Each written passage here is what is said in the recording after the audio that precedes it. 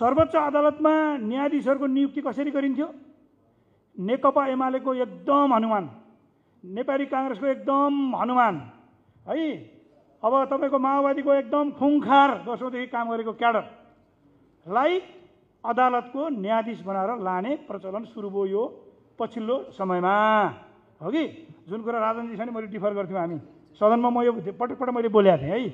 जनता, म मान्छु धेरै क्वालिफाइड मान्छेहरू हुनुहुन्छ होला, उहाँहरू पार्टीमा आस्था राखे पनि, न्यायाधीशहरूको व्यक्तिगत कुरामा मेरो क्वेसन होइन, तर सेलेक्सनको प्रक्रिया डेमोक्रेसीको 5 पिलरमध्ये एउटा पिलर के हो? हाम्रो स्वतन्त्र न्यायालय होइन?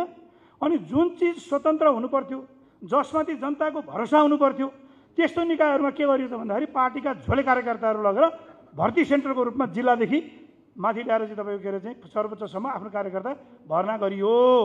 अब त्यो पिपुल जो पब्लिक छ, जसले 10औं वर्षसम्म न्याय पाएको छैन, सर्वोच्चमा मुद्दा पेन्डिङ अवस्थामा छ, 10 वर्षमा उसले चाहिँ कुनै माग राखेर गएको थियो भने ऊ मरिसक्दाखेरि उसको फैसला आउने स्थितिका हजारौँ मुद्दाहरू छन्। र एउटै न्यायालय, सुन्नुहोस्, हाम्रै सर्वोच्चभित्र, म न्यायालयलाई सम्मान गर्छु, त्यो एउटा कुरा हो, तर हाम्रो सर्वोच्चभित्र भएको विकृति भन्छु म तपाईँलाई। एउटै प्रकृतिको एउटा मुद्दामा एउटा फैसला छ, सर्वोच्चको नजिर त लागू हुनुपर्ने हो नि, अर्को प्रकृति अर्को चाहिँ सेम मुद्दा चाहिँ अर्को चाहिँ जो फैसला आएको छ। त्यसकारणले जनताको आक्रोश भनेको सर्वोच्च न्यायालयमा होइन, सर्वोच्च न्यायालयमा भएको अथवा न्यायालयले गरेको विकृति विरुद्धमा जनताको आक्रोश पोखिएको हो। यो तपाईँले हामीले जनतालाई भनेनौँ भने यो फेरि एक के जान्छ भने जेएनजीहरूले जलाए के जलाए? भूत जलाए, यसरी बुझ्नु पर्यो। पार्लियामेन्ट, सुन्नुहोस्, अब पार्लियामेन्टको कुरा नि भन्छु म तपाईँलाई।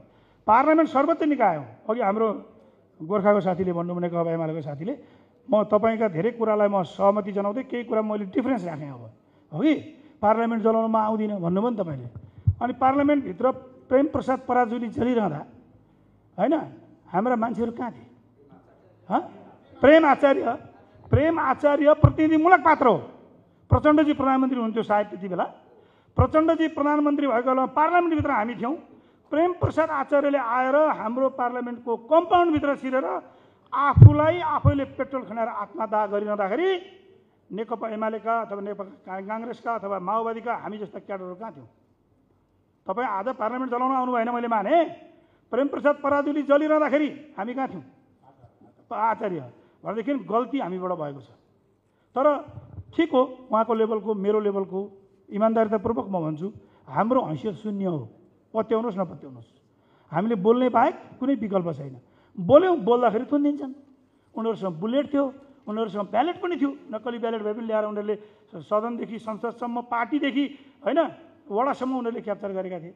नक्कली चाहिँ तपाईँको चाहिँ प्रतिनिधि ल्याएर पनि होइन तपाईँको चाहिँ अधिवेशनहरू क्याप्चर गरिए है। त्यस कारणले गर्दाखेरि गल्ती भएको थियो हाम्रा नेताहरूबाट।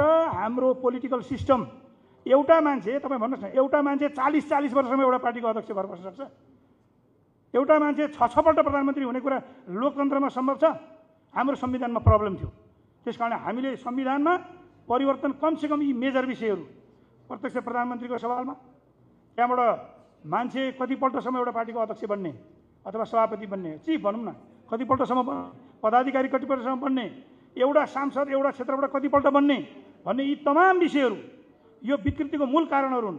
ती कारणहरू खोजेर हामीले अहिले पनि तपाईँलाई म भन्छु, हामीले इमिडिएट संविधानमा पार्लियामेन्टलाई रिस्टोर गरेर इमिडिएट संविधानभित्र यी मुख्य मागहरूलाई चाहिँ जेएनजी सहितका मागहरूलाई त्यहाँभित्र इन्क्लुड गरेर चाँडोभन्दा चाँडो इलेक्सनमा जाने भएको विकल्प छैन। अहिले पनि हामी के गर्दैछौँ भने जेएनजीले यसो गरेको थियो, पार्टीले यसो गरेको थियो, होइन, सिम्पल छ। फेरि भन्दैछु म तपाईँलाई, देश लुटेकै हो, त्यो लुट्नेहरूले जिम्मा लिनुपर्छ।